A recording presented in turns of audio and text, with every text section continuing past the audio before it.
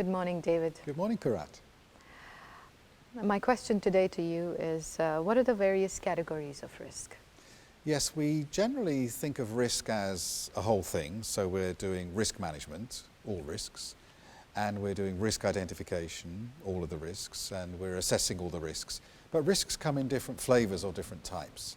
And so it's important for us to have a broad view of risk to make sure that we don't miss any important categories.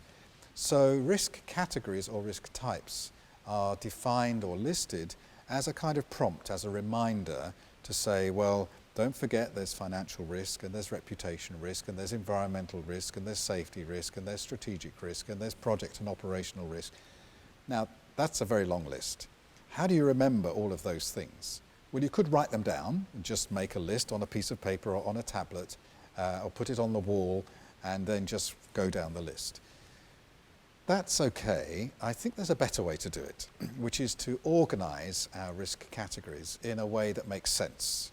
So you'll notice in answers to other questions, what we've been trying to do is to go behind the jargon and look at the underlying logic or the underlying framework.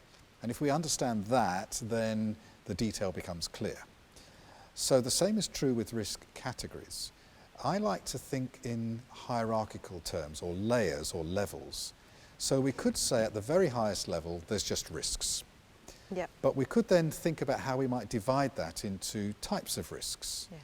What we're looking for is where the risk comes from. And I think there are 4 major types of risk. You might think differently, maybe you think there's 3 or 5, but to think about major sources of risk. So my 4 would be this.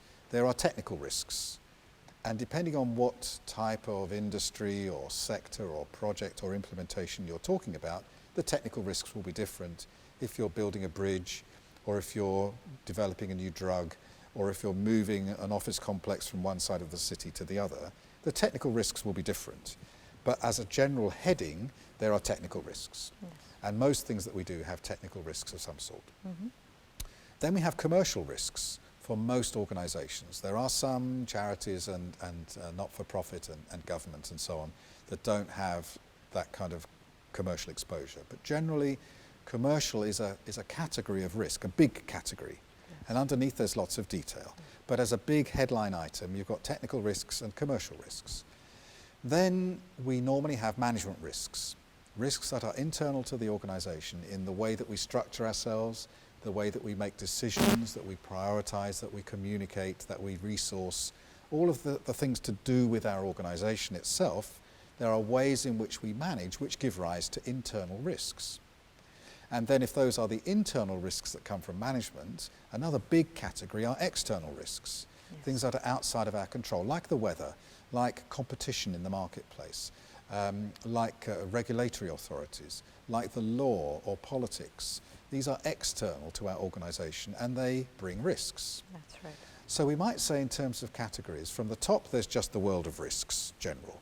But there are 4 big headings which apply in all situations: technical risks, commercial, management and external.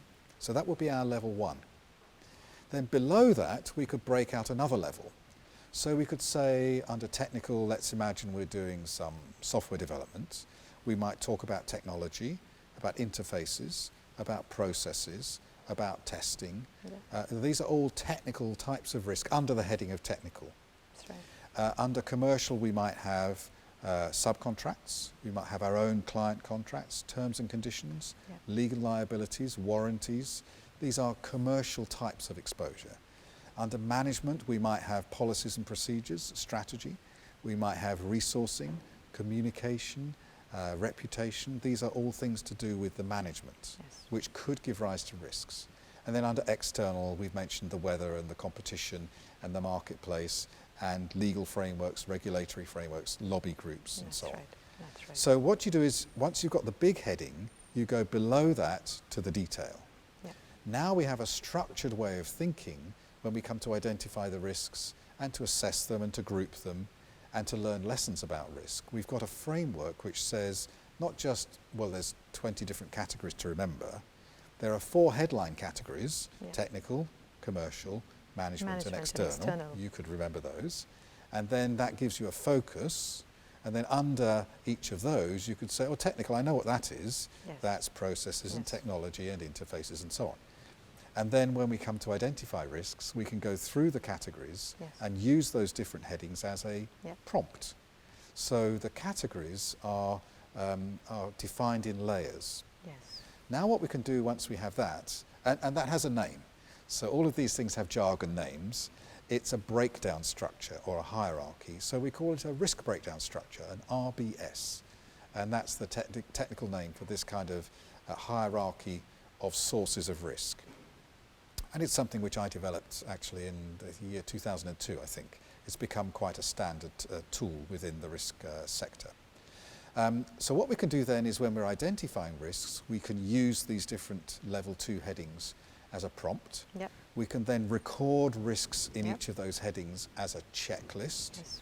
We can look for concentrations of risk once we've identified them to see if there are particular areas of focus. So maybe there's lots of interface risk or lots of political risk or lots of subcontractor risk. By mapping the risks into the risk breakdown structure, we can see if we've missed something. Do you know, we never thought about anything commercial. Why is that? Because there's no one from the commercial department in our management team. So maybe we've missed a whole set of risks. So having a structured view of risk categories helps us to make sure we don't miss anything, to learn from the future, Yeah. and to make sure that our risk identification covers the whole breadth of risks. Thank you very much, David. And that indeed, I'm going to remember that term, RBS. Please do. Thank you very much.